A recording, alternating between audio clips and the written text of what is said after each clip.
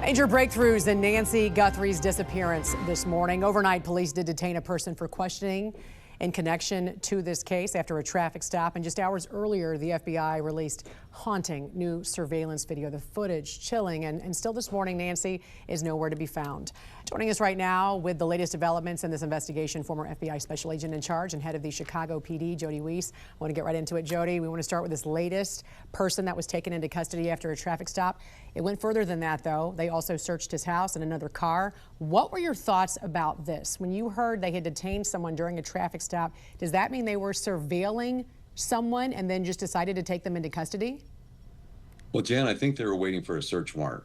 They wanted to have the papers so they could go in and then search his house and then search his car. So it had to be timed properly. I'm sure they had eyes on him, but this was waiting for the paper to go so they could actually execute a search warrant, a court-ordered search warrant. We know he was a delivery driver, but we also know he was released and he talked to the media. You listened to the conversation that he had with the media earlier this morning. What was your thoughts?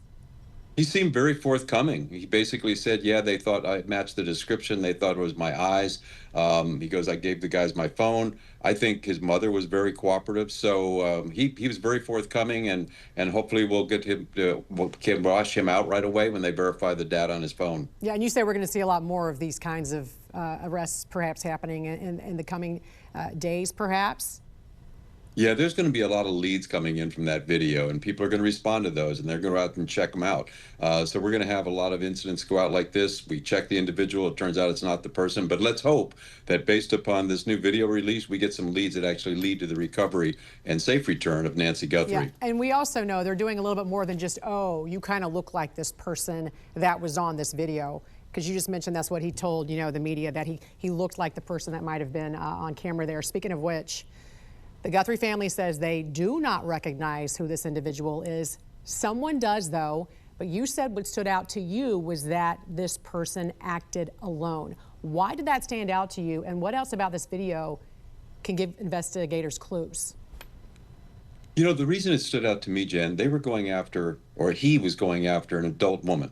84 years old, frail physical condition. Still, that's not a 50-year-old child that you could go in, snatch, pick up, and get out. So I thought it was interesting going there by himself, but this video showed us so much. First off, this guy was a bumbler. He was not a sophisticated operator. He had no plan for the camera, none whatsoever. He's wearing a pistol in a manner I have never seen after 30 years of being around firearms, anybody wear a firearm like that. So I don't know what was going on.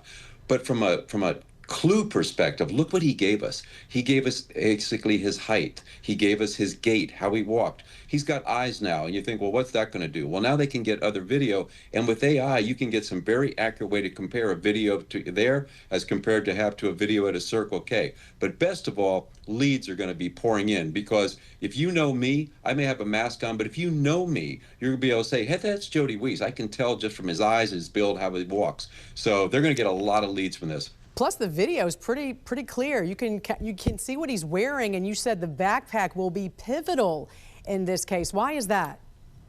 Well, I say that only because it's a known. Now they have something to compare with other systems. The FBI is very good about having massive databases of everything. So they can start looking and find out, okay, it's this type of backpack. Where was it purchased? Is it sold locally at a particular store in Tucson?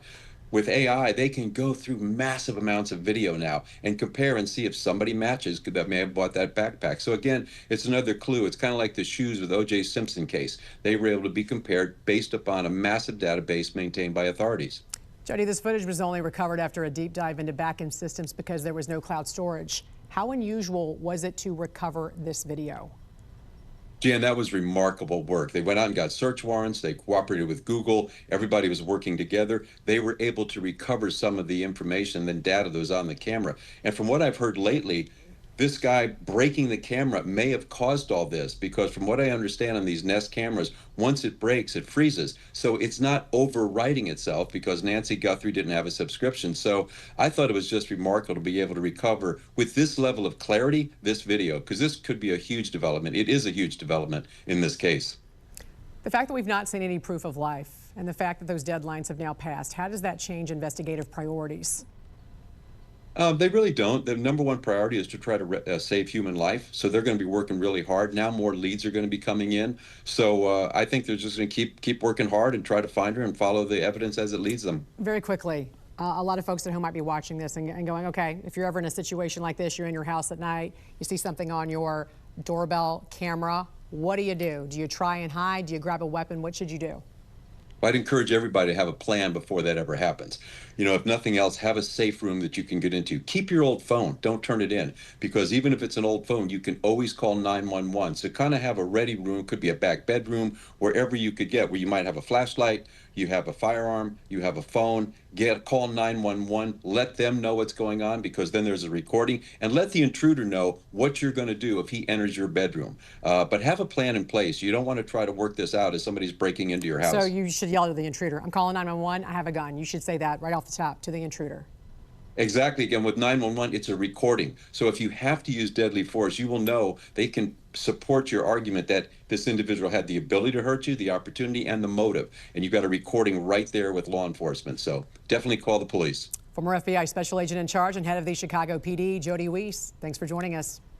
Yes, ma'am. Have a great day. You too. Criminal defense attorney Steve Greenberg joining us now to continue this conversation. And Steve, thank you for being here and sharing your expertise. Why are we now seeing these new surveillance images 10 days after this investigation into Nancy Guthrie's disappearance began? It's pretty shocking that it took this long for them to come up with this video. It's from the Nest camera, and the purpose of the Nest camera is, of course, so that you can quickly find out what happened. From what I've heard, her Nest camera, she didn't pay the fee to subscribe so that the video would be stored in the cloud.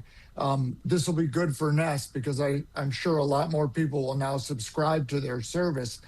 But they had to send this to Google, or have Google come in and do something to recover video that supposedly had already been erased. So apparently it was fairly complicated, although I think 10 days is an extraordinarily long period of time to recover any video.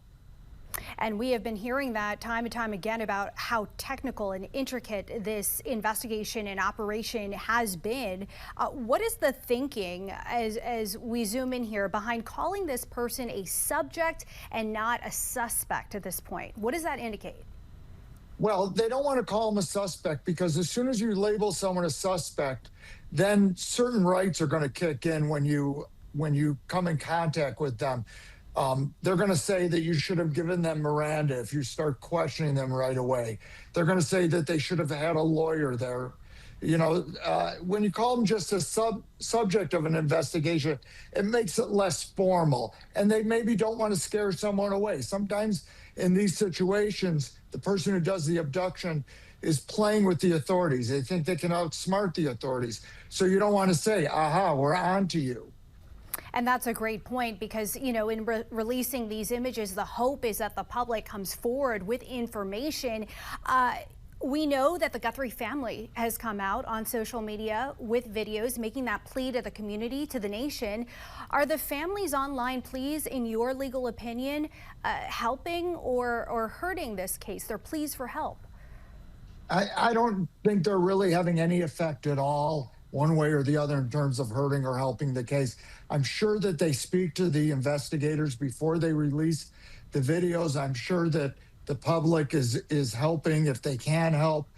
People obviously will see the video, and if they know anyone, you know, there have been other cases where videos have helped. This video, it looks like the mask is pretty substantial. I don't know. They're going to look at the clothing. Maybe someone will recognize the clothing or something like that.